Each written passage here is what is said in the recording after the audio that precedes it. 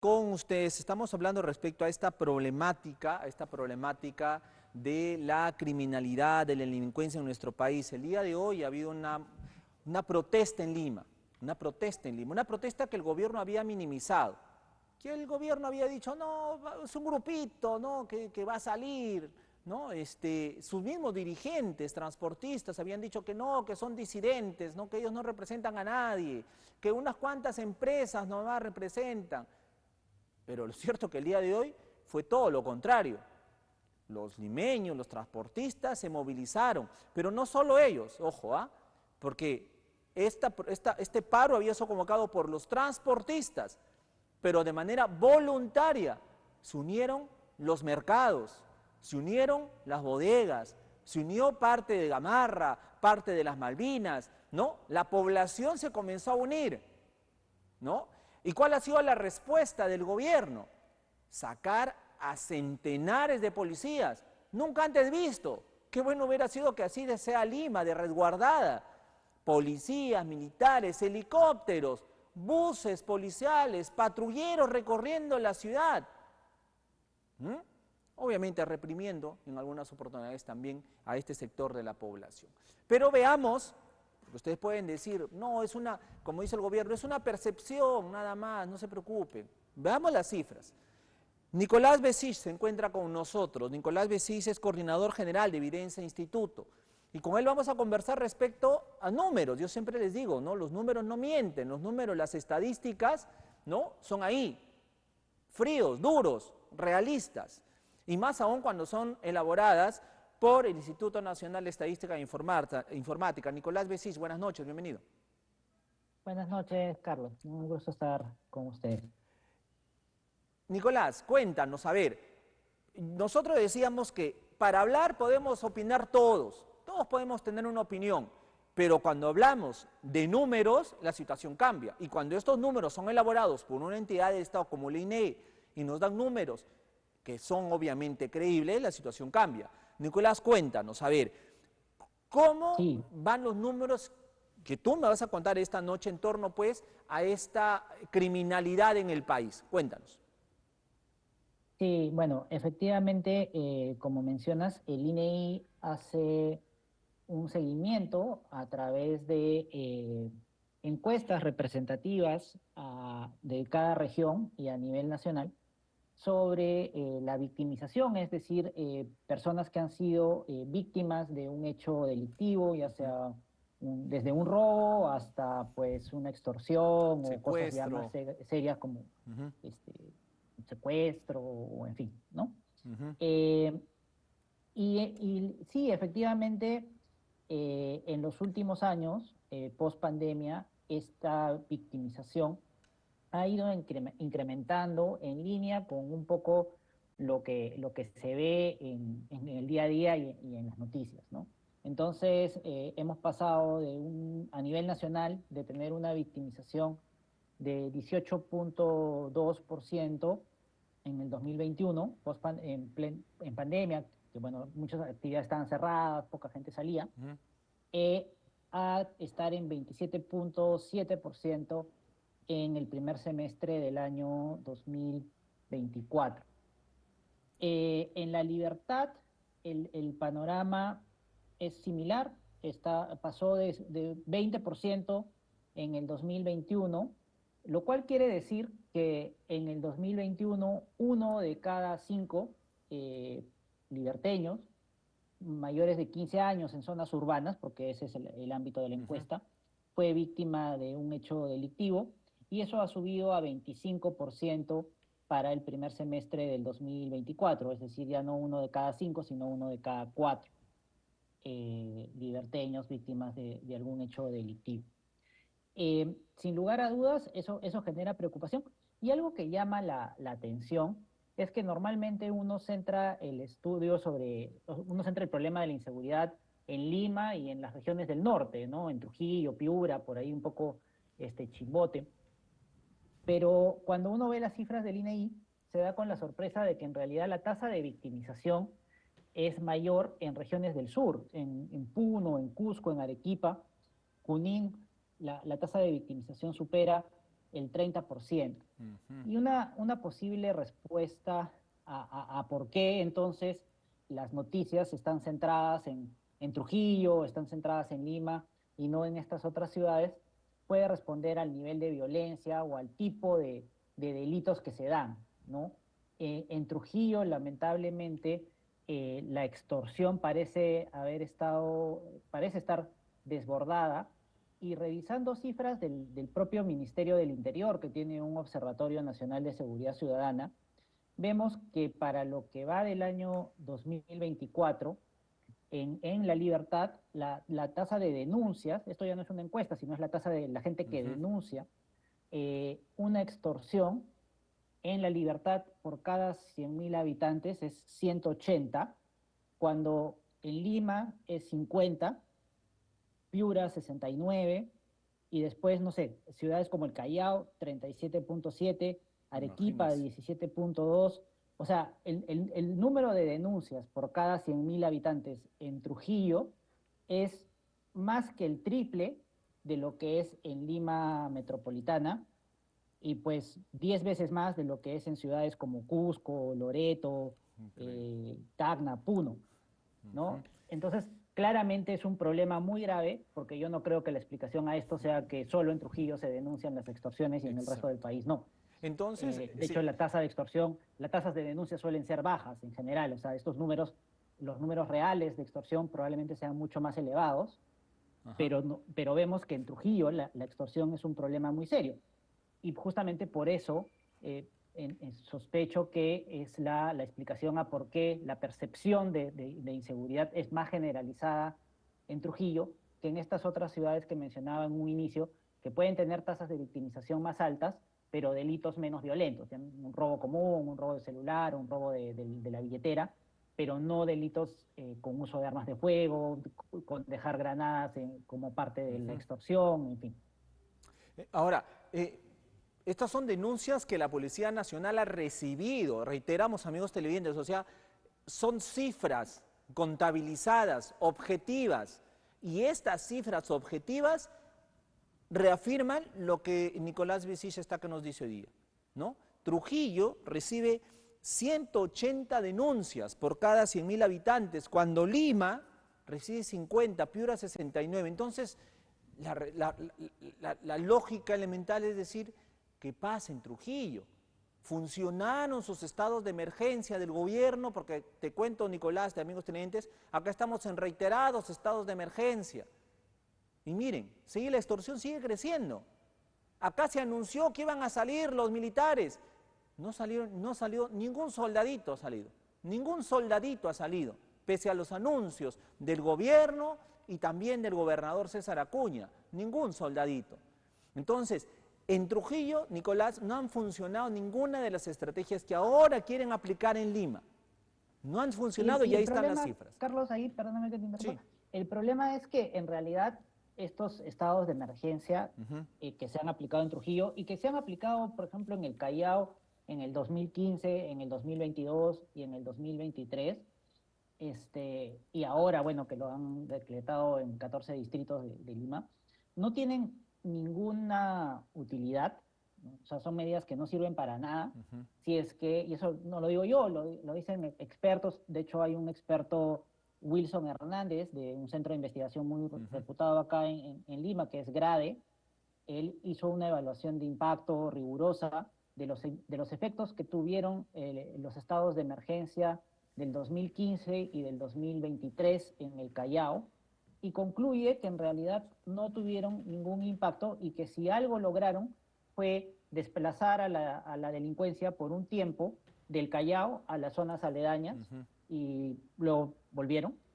Este, y además tuvo la consecuencia de que deslegitimó a la acción del Estado frente a la población, que vio pues que se implementaban medidas que no servían para nada, y eso genera mayor desconfianza, genera mayor rechazo a denunciar, en fin. Entonces, son medidas que además que no se planifican, ¿no? Hubo el paro y como respuesta al paro, al día siguiente se anunció estado de emergencia, Sí, pero no hay un plan atrás, porque exacto. todavía si es que, y esto también lo mencionan otros expertos, si hubiera un plan de inteligencia, de haber definido dónde están los grupos criminales, entonces el estado de emergencia podría ayudar, porque, por ejemplo, ¿no? En estado de emergencia se puede entrar a los domicilios sin una orden judicial.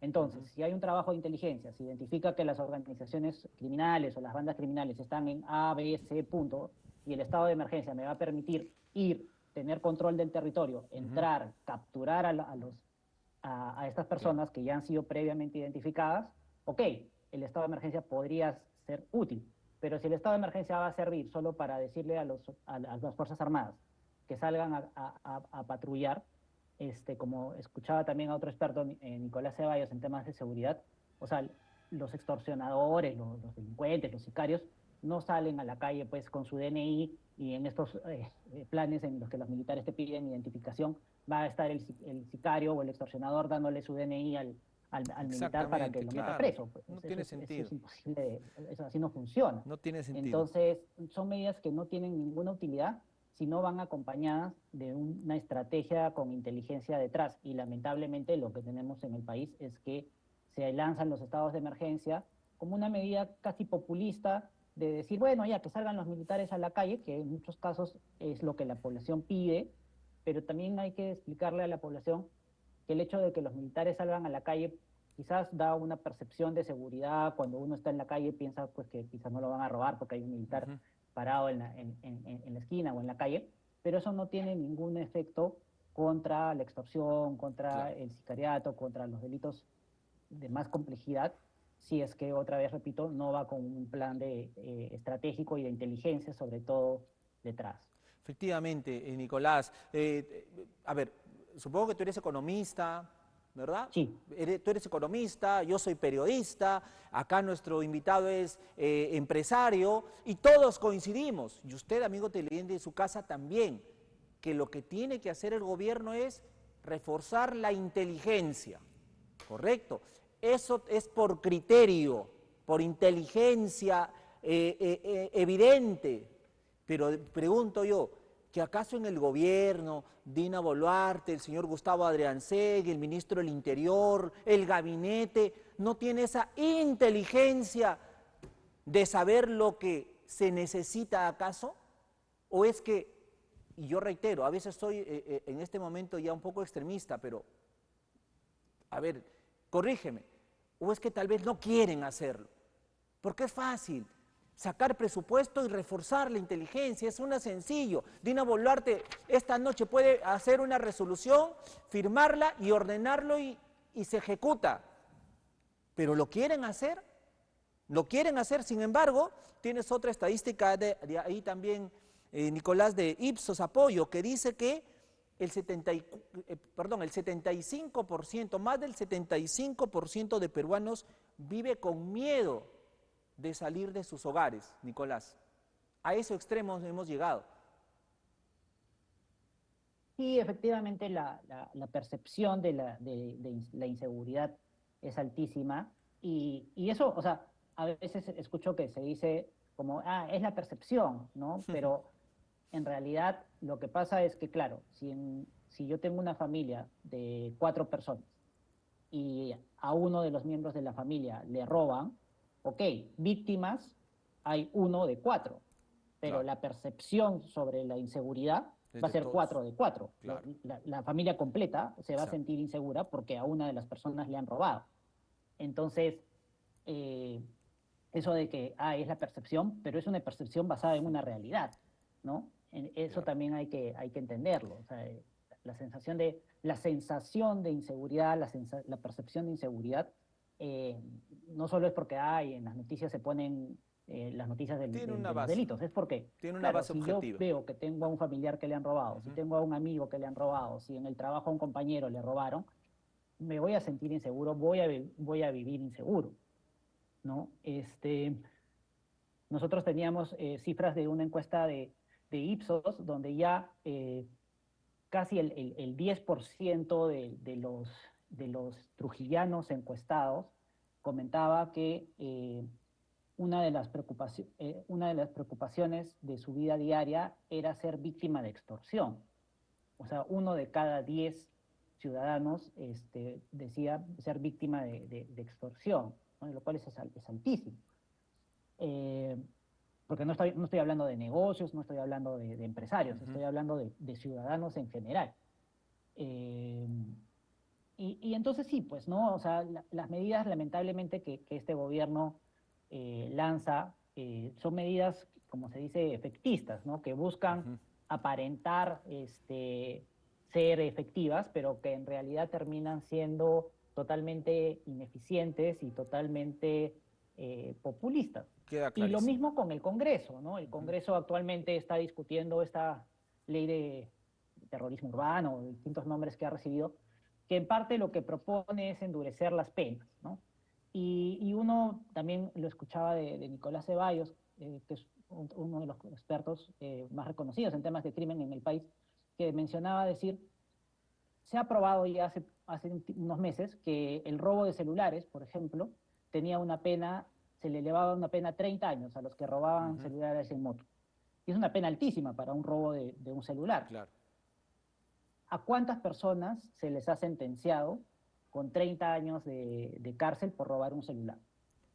Creo que claro. a uno o dos. Efectivamente, Entonces, Nicolás, si las permíteme, penas sí, se pueden elevar, se pueden decir pero triple cadena perpetua, pero si es que no se hacen ujú, efectivas y si es que los delincuentes saben que la probabilidad de que los capturen es muy baja, que la probabilidad de que si los capturan ujú, al día siguiente los dejen libre, o de la probabilidad de que si te capturan vas a ir a un penal y desde el penal vas a seguir haciendo extorsiones o vas a seguir ujú, pudiendo ser parte de la red criminal, entonces, ¿cuál es el desaliento real efectivamente. de estar envuelto en Sí. estas medidas, ¿no? Entonces, en vez de estar Nicolás, involucrado. me tengo que ir a una pausa.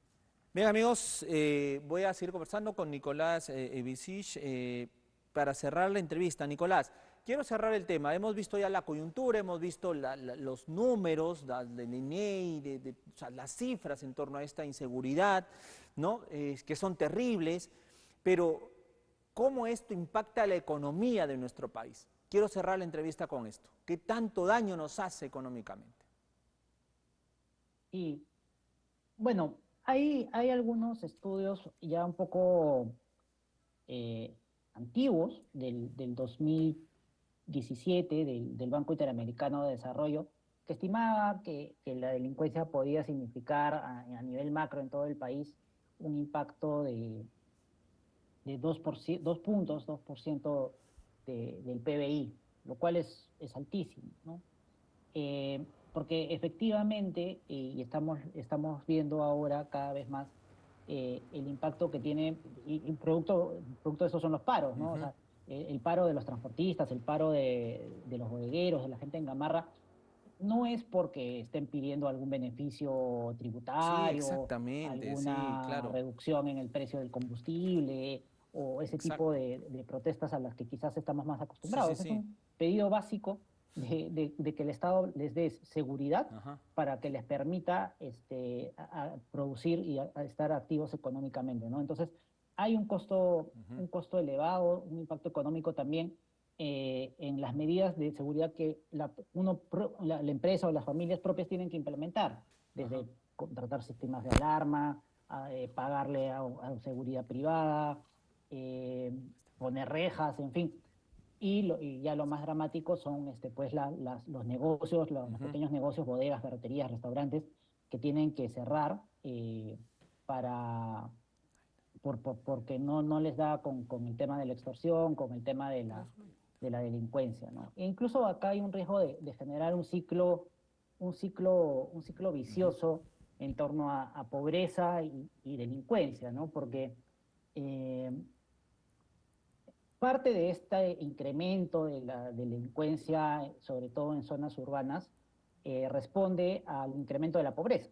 Claro. La pobreza urbana en Lima, en Trujillo, en otras ciudades, ha crecido significativamente desde la pandemia y obviamente eso genera también presión a que, pues, lamentablemente gente sin oportunidades se vaya por la delincuencia, sin justificarlo de ninguna manera, pero hay esa presión, obviamente la mayor pobreza, mayor Si delincuencia, no hay es generación de un está empleo, demostrado. simplemente no hay Y entonces, oportunidades, sí. si la mayor delincuencia va a generar además menos oportunidades de trabajo, menos actividad económica, pues como que se va alimentando ese ciclo, ¿no? Es verdad, es verdad. Nicolás, sí, te agradezco muchísimo por estar esta noche con nosotros y haber conversado un poco respecto a a la situación que vivimos en torno a la delincuencia y que no es una mera percepción, señores del gobierno. No solamente son, como ustedes lo han dicho, es gente que protesta porque quiere poner agenda política en las protestas. No, señores, ahí está la realidad y ahí están las cifras de las mismas entidades del Estado incluso.